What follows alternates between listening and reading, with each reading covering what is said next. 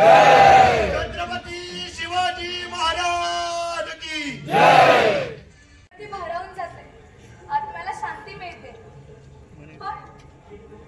पण सर, हा रायगड इतका भव्य, इतका पवित्र आहे, मग तो भविष्यात इतका भक्कास, इतका दुर्दशेत का? सर सांगा का? हा सर सांगा.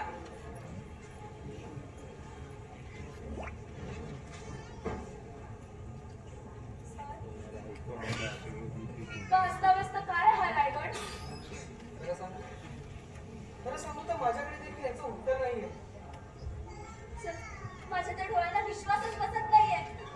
शिवरायांच्या काळातला हा स्वराज्य इतका सुंदर होता. अद्भुत नजर आहे हा सर. मग आता सर असं का? सांगा ना सर का? कारण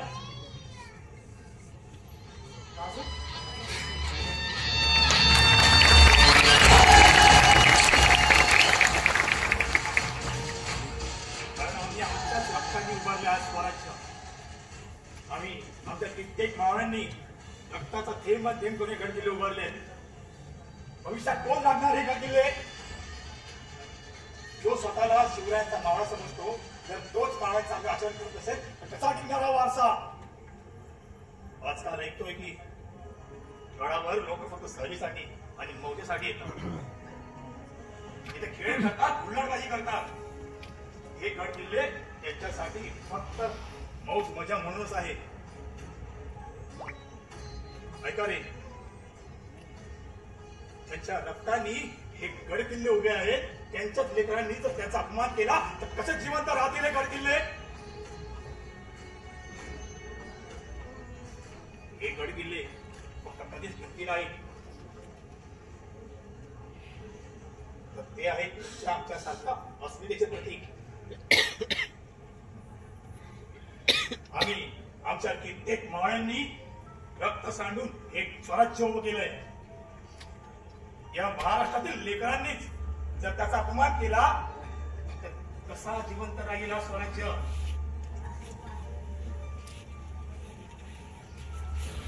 हा अपमान भारताच्या हृदयावर मार करण्यासारखा असेल. सांगतो ऐका, लक्ष द्या.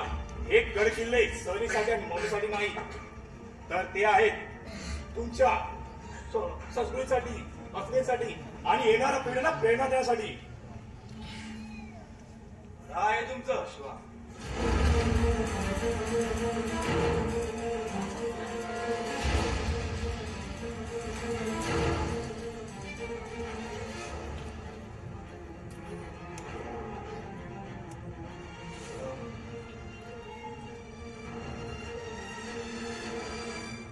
शिवा म्हणून वाचला शिवा.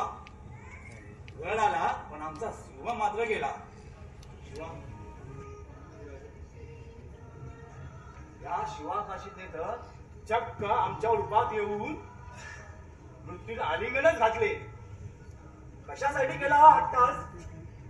कशासाठी? तर हे स्वराज्याची गुरुत्वाकर्षणाचा शोध लागला. मला खरंच बरं वाटतं. बरं झालं सफरचंदाच्या झाडाखाली न्यूटनच बसला होता. बघा ना, आपल्यातला एखादा बसला असता आणि पडला असतं सफरचंद खाली, काय प्रश्न पडला असता आपल्याला? बरं झालं मी असतानाच पडला. दुसरा प्रश्न, बरं झालं आणखी कुणी नाही. काय? आणि जर एखाद्याला प्रश्न पडलाच आणि त्याने विचारलं वडिलांना, बाबा सफरचंद खाली का पडलं? बाबा म्हणणार, खाना मुकाट्यानं काय ते व्याप कमी आहे का? संपला आमचा न्यूटन सफरचंदाच्या झाडाखाली.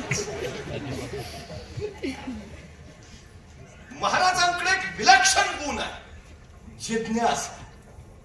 विलक्षण. सह्याद्रीच्या माथावरच्या गडकोटांवर फिरा, जिज्ञासेतून निर्माण झालेलं ज्ञान तुम्हाला पावलं पावली भेटेल तिथं. काय विलक्षण आहे ते.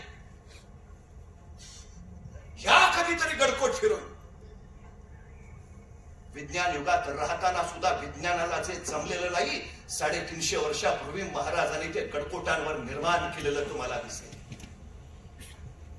कुठलं लाकूड जाळ्यावर काळा भर होतो, कुठलं लाकूड जाळ्यावर पांढरा होतो, कुठलं कुठलं लाकूड जाळल्यावर निळ्या ज्वाळा, कुठलं लाकूड जाळल्यावर लाल ज्वाळा, याच्यावर संकेत ठरायचे महाराजांचे. आमचे थानाचे कोंडाणा खायला गेले, कोंडाणा जिंकला. मावळ्यांनी तिथली गवताची गंज पेटवली. त्या गवताच्या गंजेचा पांढरा धूर आसमानात भिडला आणि राजगडावरून राजाने तो पांढरा धूर बघितला आणि राजे कडाडले, गड फते.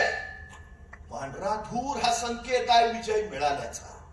एखादी अशुभ बातमी असेल, राजगडावर काळा धूर केला जायचा. राजगडाचा काळा धूर तोरण्यावर दिसायचा, मग तोरण्यावर काळा धूर, तोरण्याचा काळा धूर प्रतापगडावर दिसायचा, मग प्रतापगडावर काळा धूर, प्रतापगडाचा काळा धूर अजिंक्य ताऱ्यावर दिसायचा, मग अजिंक्य ताऱ्यावर काळा धूर, अजिंक्य ताऱ्याचा काळा धूर पाटणच्या दातेगडावर दिसायचा, मग दातेगडावर काळा धूर, दातेगडाचा काळा धूर कोल्हापूरच्या पन्हाळ्यावर दिसायचा, मग पन्हाळ्यावर काळा धूर, पन्हाळ्याचा काळा धूर रांगण्यावर दिसायचा, मग रांगण्यावर काळा धूर, रांगण्याचा काळा धूर सामानगडावर दिसायचा, मग सामानगडावर काळा धूर, सामानगडाचा काळा धूर प्रचितगडावर दिसायचा, मग प्रचितगडावर काळा धूर महाराष्ट्रातल्या 360 किल्ल्यावर एका तासाच्या आत संदेश पोहोचायचा.